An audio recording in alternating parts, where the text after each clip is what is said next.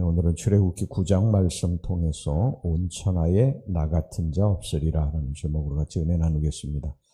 하나님께서 호렙산에서 모세를 부르시고 그에게 출애굽의 사명을 주실 때 이 바로가 얼마나 강팍해질 것인가 하는 것을 일러주셨습니다. 여호와 하나님께서 강한 손으로 이 바로와 그리고 애굽을 치기 전에는 바로가 쉽사리 이스라엘의 출애굽을 허락하지 않을 것이라는 것을 미리 일러주셨던 것입니다. 과연 하나님의 말씀대로 이 바로는 거듭된 재앙에도 불구하고 강팍하고 완악한 마음으로 이스라엘의 출애굽을 허락하지 않았습니다. 하나님의 능력이 약해서 그런 것이 아닙니다. 하나님의 계획하심 때문입니다. 오늘 여기 본문의 15절 16절을 보면 하나님께서 단번에 바로를 치고 애굽을 멸하지 아니한 이유가 나타나 있는데 그것은 첫 번째 바로와 애굽으로 하여금 온 천하에 여호와와 같은 자가 없음을 알게 하기 위함이었다. 그렇게 말씀하고 있고요. 그 다음에 두 번째 그 일을 통해서 장차 이스라엘의 가나안 여정과 이 정복 전쟁을 염두에 두고 열방의 여호와의 능력이 심히 크심을 널리 알리기 위함이었습니다. 하나님께서는 바로 그런 이유 때문에 단계적으로 바로를 치셨고 또 바로의 마음을 강팍케 하셨고 재앙을 내리셨던 것입니다. 오늘 15절 16절 말씀 본문의 말씀 보겠습니다. 내가 손을 펴서 돌림병으로 너와 네 백성을 쳤더라면 내가 세상에서 끊어졌을 것이나 내가 너를 세웠으면 나의 능력을 내게 보이고 내 이름이 온 천하에 전파되게 하려 하였음이니라. 자, 이제 오늘 본문에서 일곱 번째 재앙을 좀 살펴보도록 하겠습니다. 일곱 번째 재앙은 우박 재앙이었어요.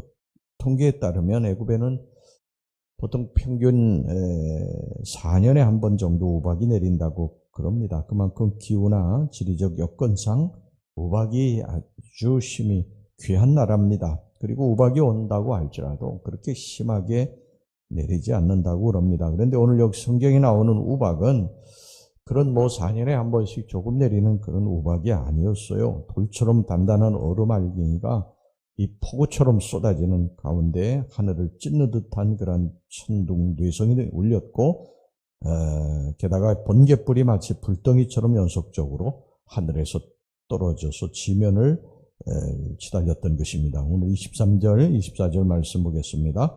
모세가 하늘을 향하여 지팡이를 들매 여호와께서 우레소리와 우박을 보내시고 불을 내려 땅에 달리게 하시니라. 여호와께서 우박을 애굽 땅에 내리시매 우박이 내림과 불덩이가 우박에 섞여 내림이 심히 맹렬하니 나라가 생긴 그때로부터 애굽 온 땅에는 그와 같은 일이 없었더라. 보통 이 고대인들은요, 뇌성, 이 천둥 번개의 뇌성을 신의 소리로 알았었습니다. 따라서 일곱 번째 이 우박 재앙은 정말 참으로 바로와 애굽 사람의 심령을 관통하고 그 뼈를 떨리게 만든 무시무시한 재앙이었습니다. 한편 여기 본문의 31절 32절을 보면 우박 재앙이 애굽에 내린 역사적 시기를 알려주는데 곧 보리가 이삭을 패고 삼이 꽃을 피우는 1월 말입에서 2월 초엽으로 추정이 됩니다. 그때의 보리는 이삭이 나왔고 삼은 꽃이 피었으므로 삼과 보리가 상하였으나 그러나 밀과 쌀보리는 자라지 아니한 고로 상하지 아니하였더라. 하나님은 이렇게 우박재앙을 내리시면서 온 천하에 나 같은 자가 없음을 똑똑히 알게 하셨습니다. 이 우박재앙에서 우리는 하나님의 어떤 모습을 볼 수 있을까 좀 살펴보겠습니다. 첫 번째, 이 우박재앙은 하나님의 사랑, 여호와 하나님의 사랑과 구속이 나타난 재앙입니다. 여호와 하나님께서는 이 재앙을 자기 능력을 그저 과시하려고 내린 것이 아닙니다. 분명한 목적이 있었습니다. 그것은 처음부터 끝까지 초지일관된 요구인데 내 백성을 보내라는 거예요. 내 백성. 내가 택한 나의 백성. 5장 1절에 또 7장 16절에 8장 1절 또 20절 오늘 여기 본문에 1절 말씀 보겠습니다. 여호와께서 모세에게 이르시되 바로에게 들어가서 그에게 이르라. 히브리 사람의 하나님 여호와께서 말씀하시기를 내 백성을 보내라. 그들이 나를 섬길 것이니라. 13절 또 보겠습니다. 여호와께서 모세에게 이르시되 아침에 일찍이 일어나 바로 앞에 서서 그에게 이르기를 히브리 사람의 하나님 여호와의 말씀에 내 백성을 보내라. 그들이 나를 섬길 것이니라. 이게 대충 요구하다가 그만둔 것이 아니라요. 그 어떤 대가를 치르더라도 내 백성을 애굽의 노예 생활에서 건져낼 것이라고 하는 하나님의 의지의 표현이었던 것입니다. 하나님은 택한 백성들을 사랑하십니다. 그리고 어떤 대가를 치르더라도 사탄의 종살이에서 건져내실 것입니다. 저와 여러분은 하나님의 택한 백성들입니다. 하나님이 사랑하십니다. 사탄과 저주의 사슬에서 우리를 건져내실 것입니다. 슬픔과 또 고통, 저주와 심판, 불안과 걱정으로부터 우리를 건져내실 것입니다.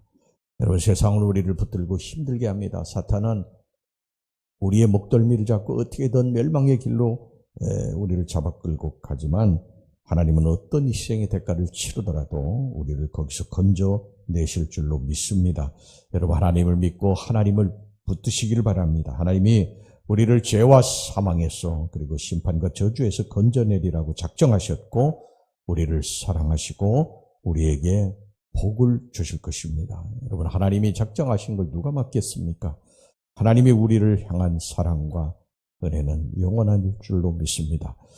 이 같은 여호와의 사랑은 애굽 땅으로부터 이스라엘 백성들의 거주지인 고센 땅을 구별을 했어요. 그래서 이 고센 땅, 이스라엘 백성들, 당신의 택한 백성들이 거한 이 고센 땅에는 우박이 한 점도 내리지 아니했습니다. 26절을 보겠습니다. 이스라엘 자손들이 있는 그곳 고센 땅에는 우박이 없었더라. 당신의 이 택한 백성들 하나님이 얼마나 사랑하시는지, 얼마나 구별하여 세우시는지를 우리가 알 수 있지 않습니까? 하나님은 지금도 당신의 택한 백성들을 사랑하셔서 구별하시고 보호하시고 인도하심을 믿으시기를 바랍니다. 여러분, 경찰이요, 죄를 지은 사람에게는 무서운 그러한 존재죠. 두렵고 떨리는 존재입니다. 그러나 죄 없는 사람들에게는요, 밤길을 가는데 든든한 존재인 것입니다. 우리가 여호와 하나님, 죄를 짓게 되면 여호와 하나님이 무서운 심판의 하나님으로 나타나요, 우리에게. 그러나 우리가 하나님 앞에 바르게 살면 그 하나님은 정말 말할 수 없는 우리에게 든든한 그러한 존재시고 피난처시고 힘이시고 능력이신 줄로 믿습니다. 그 하나님 우리를 지키시고 보호하실 것을 믿으시기를 바랍니다. 그 다음에 두 번째, 여호와의 긍휼이 나타난 재앙이에요. 여호와께서는 재앙의 시기와 재앙의 무서움을 예고하셨습니다. 18절 말씀 보겠습니다. 내일 이맘때면 내가 무거운 우박을 내리리니 애굽 나라가 세워진 그날로부터 지금까지 그와 같은 일이 없었더라. 그러시면서 애굽 사람일지라도 들의 짐승을 집으로 들이고 밖으로 나가지 못하도록 할 것을 명했습니다. 19절, 이제 사람을 보내어 네 가축과 네 들에 있는 것을 다 모으라. 사람이나 짐승이나 무릇 들에 있어서 집에 돌아오지 않는 것들에게는 우박이 그 위에 내리리니 그것들이 죽으리라 하셨다 하라 하시니라. 이것은 비록 애굽 사람이라고 할지라도 여호와 하나님의 말씀을 믿고 그 말씀에 순종하면 생명과 재산을 보존할 수 있다는 사실을 의미하는 것입니다. 그러니까 하나님께서는 애굽 사람이라고 해서 무조건 멸하신 것이 아니라 하나님의 말씀을 주시고 그 말씀에 순종하는 자는 살리시고 불순종하는 자는 죽이시고 심판하신 것입니다. 그러니까 그들의 어떤 멸망이라고 하는 것은 그들의 순종과 불순종에 의해서 결정이 되었던 것이죠. 여러분, 하나님은 그 말씀에 순종하는 자들에게는 항상 어느 곳이든지 살 길을 열어놓으시는 분인 줄로 믿습니다. 하나님은 늘 우리들에게 복과 저주를 두셨어요. 성경에 보면 그리심산과 에발산을 두셨다고 그랬어요. 그리심산은 축복의 산이고요, 에발산은 저주의 산입니다. 그래서 우리가 선택을 해야 돼요. 늘 하나님의 축복의 길로 걸어갈 것인가 아니면 저주의 길로 갈 것인가를 우리는 항상 선택해야 됩니다. 하나님의 말씀이 이 앞에 있지 않아요? 그런데 이 말씀에 순종하는 자가 있고 순종하지 않는 자가 있습니다. 심판이라고 하는 것은, 저주라고 하는 것은 일괄적으로 여기에 적용되는 것이 아니라 순종하는 자에게 하나님이 축복을 주시고 불순종하는 자에게는 저주와 심판을 내신다는 것입니다. 여러분, 노아 시대 사람들도 그랬지 않습니까? 노아가 방주를 만들면서 하나님의 심판에 대해서 계속해서 외쳤지만 그것을 콧방구도 안 끼고 했던 그러한 사람들은 결국 저주를 받고 멸망을 당하게 된 것입니다. 그러나 그 말에 순종하는 자는 하나님께서 살려두신 것이죠. 또 롯의 사위들처럼 멸망의 유황불이 목전에 있음을 알려주었는데도 그저 농담으로 여기는 자들, 불순종하고 지키지 않는 자들은 멸망으로 죽고 말았던 것입니다. 하나님은 늘 우리들에게 복과 저주를 놓으셨어요. 오늘 이 새벽에도 우리가 하나님 말씀을 이제 읽고 또 듣고 하나님 말씀을 우리 앞에 두신 것입니다. 이 말씀을 순종하는 자에게는 하나님께서 복을 약속하셨지만 그러나 이 말씀을 듣지 않는 자에게는 저주를 이 말씀하신 것입니다. 오늘 이 말씀을 우리가 꼭 기억하시고 하나님의 사랑과 구속 또 긍휼이 우리에게 풍성히 내려진 것을 믿으시고 온전히 하나님 말씀에 순종하고 살아가는 저와 여러분들이 되시기를 주의 이름으로 축원합니다. 기도하겠습니다. 하나님 아버지, 저희들을 향하신 하나님의 사랑을 믿습니다. 긍휼하심을 믿습니다. 구속하심을 믿습니다. 하나님의 말씀에 절대적으로 우리들이 순종하고 나아갈 수 있게 주시옵소서. 의심하지 말게 하여 주시옵소서. 우리들에게 복과 저주를 우리 항상 앞에 놓으셨는데 우리가 하나님 그리심산으로 가서 하나님의 축복을 받고 순종하는 주의 백성들 잘되게 역사해 주시옵소서. 예수님의 이름으로 기도하옵나이다. 아멘.